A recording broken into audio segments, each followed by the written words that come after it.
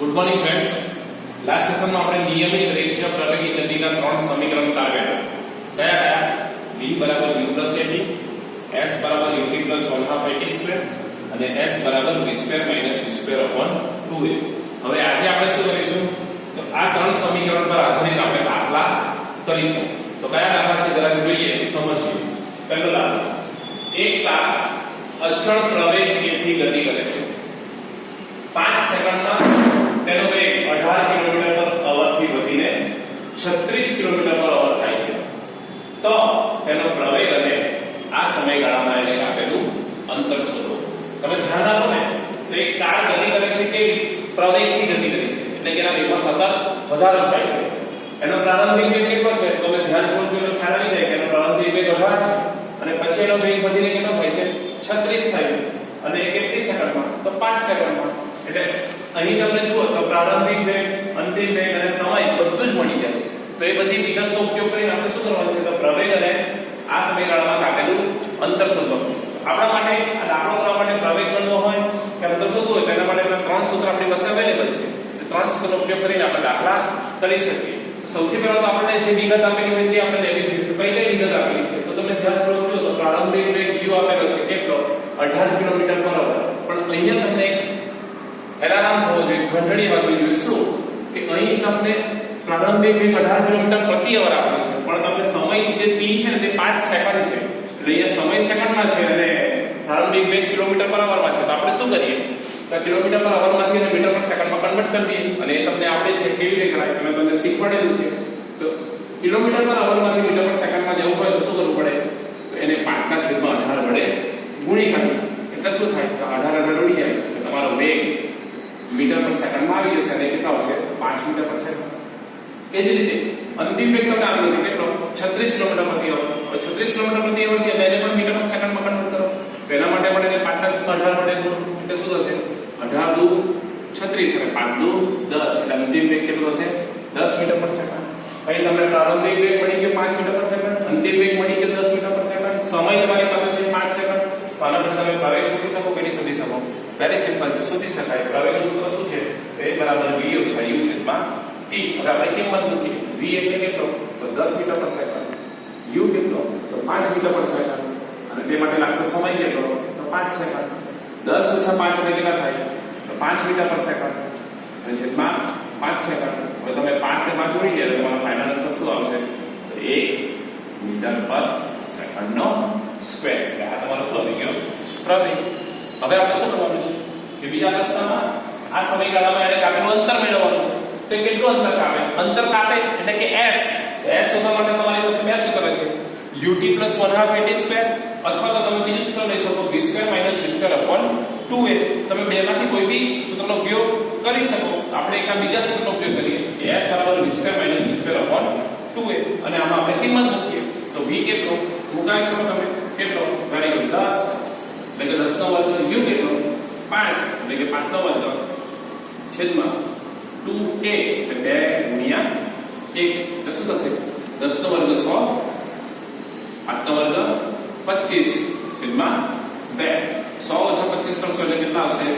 75. 75 ના છેદમાં 2 એટલે તમારો ફાઇનલ આન્સર આવશે 37.5 મીટર. સમજાશે ને વિદ્યાર્થીઓ? બહુ સહેલી અને સરળ રીત છે. શું કરવાનું છે? તો નિયમિત રેખીય પ્રવેગ ગતિના ત્રણ સમીકરણોથી આપણે ગણતરી કરવાના દાખલા કરવાના છે. આગળ વધીએ, બીજો દાખલો જોઈએ. વાંચો. એક ટ્રેન સ્થિર સ્થિતિમાંથી ગતિની શરૂઆત કરે છે.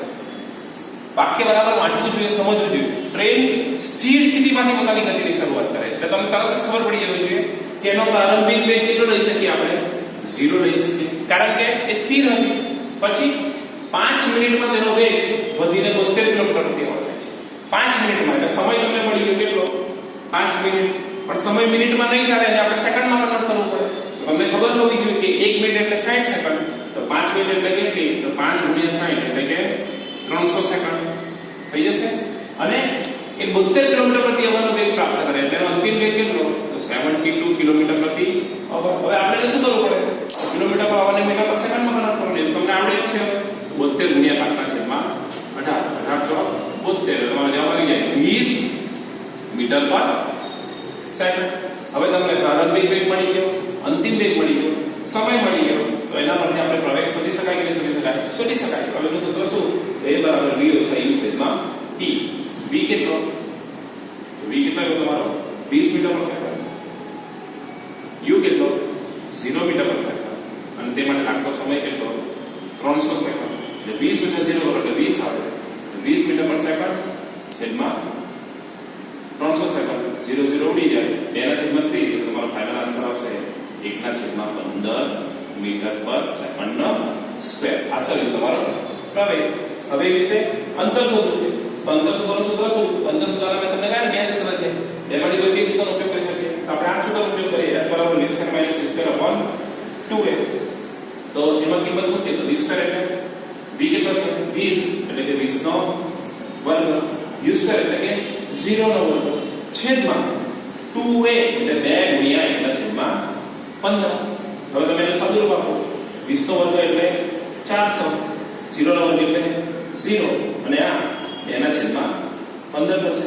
એટલે કે 400 ના છેદમાં 2/15. અહીં તમારે 2/15 છે એટલે 15 ક્યાં જશે? તો ઉપર જતો રહેશે. એટલે શું થશે? 400 ગુણ્યા 15 છેદમાં 2. પછી ભાગ ચલાવો. 200 દુ 400 અને 15 દુ 30 એટલે કે 3000 મીટર. બહુ સિમ્પલ દાખલા છે. તમને ખ્યાલ આવી જશે. આના માટે આપણે શું શોધ્યું?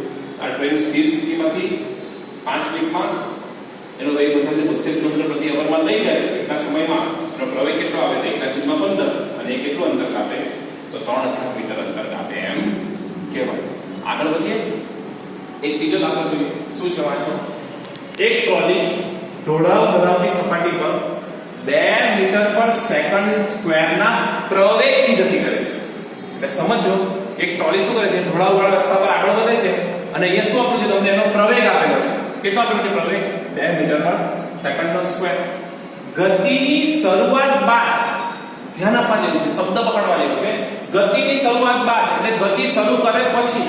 હવે આના પરથી શું કહી શકો? તો ગતિની હજી શરૂઆત કરે છે એનો મતલબ કે શરૂઆતમાં એનો વેગ 0 કહેવાય. તમે પ્રારંભિક વેગ શું લઈ શકો? 0 મીટર પર સેકન્ડ. અને તમને અહીંયા પ્રવેગ આપેલો છે કેટલો? 2 મીટર પર સેકન્ડનો સ્ક્વેર. પછી ગતિની શરૂઆત બાદ 3 સેકન્ડના અંતે 3 સેકન્ડના અંતે તમને મળી ગયો સમય કેટલો મળી ગયો? 3 સેકન્ડ. એનો વેગ કેટલો હશે? એનો વેગ કેટલો હશે એટલે શું પૂછેલું છે તમને? કે એનો અંતિમ વેગ કેટલો હશે. એટલે અહીં આપણે દાખલામાં જોઈએ તો પ્રવેગ આપેલો છે, પ્રારંભિક વેગ આપેલો છે, સમય આપેલો છે અને આપણે શોધવાનું છે અંતિમ વેગ. અંતિમ વેગ એટલે કે v શોધવાનું છે. તો v શોધવું તો શોધી જ શકાય ને. આપણી પાસે પ્રવેગનું સૂત્ર જ છે. પ્રવેગનું સૂત્ર શું છે? a બરાબર v ઓછા u છેદમાં t. તો આમાં તમે બધી કિંમત મૂકી દો. a ની કિંમત મૂકો કેટલી? 2. v ની કિંમત એટલે v આપણે શોધવાનો છે. u કેટલો છે આપણો? 0 અને સમય કેટલો? 3. હવે 3 ને તમે આ બાજુ લઈ આવો. 3 દુ 6 એટલે તમારો v મળી જાય. કેટલો મળી જાય? v બરાબર 6 મીટર પર સેકન્ડ. વેરી સિમ્પલ અને વેરી ઈઝી છે. તમે ધ્યાન રાખજો વિદ્યાર્થીઓ કે આ દાખલામાં તમારે ધ્યાન એ રાખવાનું છે તમને કઈ કઈ વિગત આપેલી છે અને તમારે શું શોધવાનું છે. એ જો તમે કાળજી રાખો અને સમજી લો તો તમને આ દાખલા સરળતાથી આવડી જશે. ચાલો આગળ વધીએ. ચોથો એક દાખલો કરીએ. શું છે? પાંચમો. એક રેસિંગ કારનો અચળ પ્રવેગ 4 મીટર પર સેકન્ડ સ્ક્વેર છે. એટલે હવે તમે સમજો, ધ્યાન આપો. તો અહીંયા શું આપેલું છે? પ્રવેગ જ આપેલો છે. કેટલો? 4 મીટર પર સેકન્ડનો સ્ક્વેર. ગતિની શરૂઆત બાદ તરત જ તમને ખબર પડી જશે. ગતિની શરૂઆત બાદ એટલે એનો પ્રારંભિક વેગ કેટલો લઈ શકશો? 0 મીટર પર સેકન્ડ. 10 સેકન્ડના અંતે એટલે તમને મળી ગયો સમય કેટલો મળી ગયો? 10 સેકન્ડ. 10 સેકન્ડના અંતે તેણે કેટલું અંતર કાપ્યું હશે? એટલે 10 સેકન્ડ પછી એને કેટલું અંતર કાપ્યું હશે તે આપણે શોધવાનું છે. આપણે શોધવાનું શું છે? s શોધવાનો છે. હવે અહીં તમે જુઓ ને તો અહીં તમારી પાસે પ્રવેગ a છે, સમય t છે અને પ્રારંભિક વેગ u છે અને તમારે શોધવાનો છે s.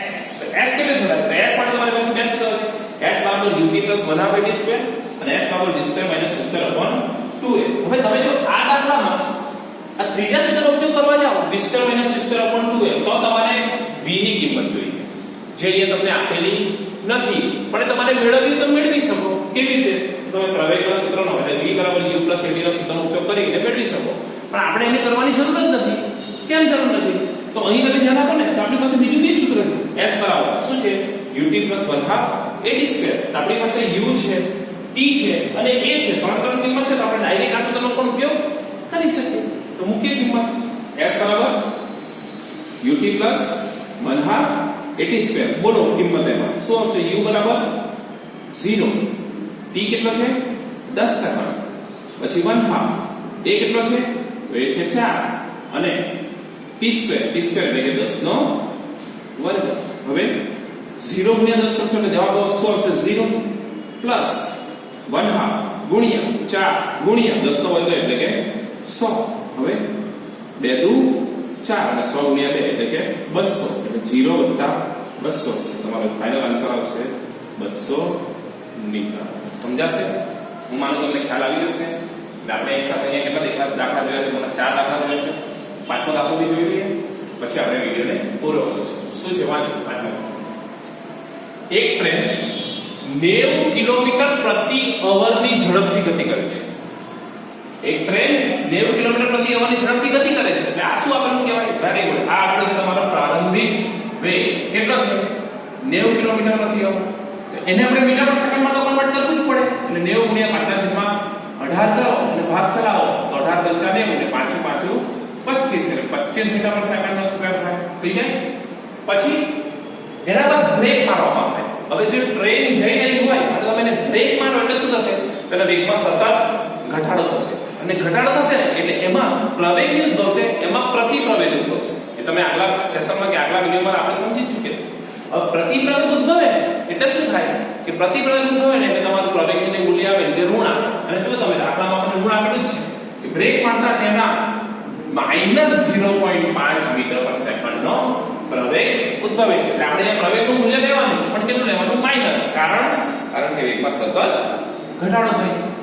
પછી ટ્રેન સ્થિર સ્થિતિમાં આવે તે પહેલા એને કેટલું અંતર કાપ્યું હોય. ધ્યાન આપવા જેવું છે કે ટ્રેન 90 કિલોમીટર પ્રતિ અવરના વેગથી જાય છે, પછી એને બ્રેક મારો એટલે અટકી જાય છે. અટકી જાય છે એનો અર્થ શું થાય? કે તમારો અંતિમ વેગ 0 મીટર પર સેકન્ડ થઈ શકે ને. અને એ સમયમાં એને કેટલું અંતર કાપ્યું તે આપણે શોધવાનું છે. અંતર કાપ્યું એટલે કે s શોધવાનું છે. તો હવે તો હું એમ કહું કે તમે જ નક્કી કરો, તમારે વિચારવું જોઈએ કયું સૂત્ર લઈ શકાય.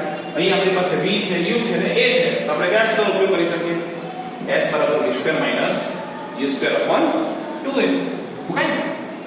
મૂકો v² એટલે કે 0 નો વર્ગ ઓછા પ્રારંભિક વેગ કેટલો થઈ ગયો? 25 નો વર્ગ છેદમાં 2 ગુણ્યા a. a કેટલો છે? -0.5. સમજાશે? હવે સાદું કાપીએ. 0 નો વર્ગ 0, 25 નો વર્ગ 625 એટલે 0 + 625 છેદમાં 2 ગુણ્યા 0.5 કરો એટલે તમને ખ્યાલ આવવો જોઈએ કે 0.5 છે તો 5/10 લખાય, પણ એ માઈનસ છે એટલે -5/10. હવે તમે ભાગ ચલાવો. 2 × 5 = 10, 5 ઉડી જાય એટલે તમારો જવાબ આવશે -1. એટલે શું આવશે? 2 ગુણ્યા -1 એટલે કે s બરાબર શું લખી શકાય? -625 -2 એટલે કે s બરાબર માઈનસ ઉડી જાય 625 ના છેદમાં 2. અને તમે એનો ભાગ ચલાવો તમને ફાઇનલ આન્સર મળી જાય. તો વિદ્યાર્થી મિત્રો ખ્યાલ આવશે તમને? આજે આપણે શું કર્યું? આજે આપણે નિયમિત રેખીય પ્રવેગ ગતિના સમીકરણ પર આધારિત દાખલા કરેલા છે. બીજા પણ આવા દાખલા છે તે આપણે નેક્સ્ટ સેશનમાં જોઈશું. આવજો.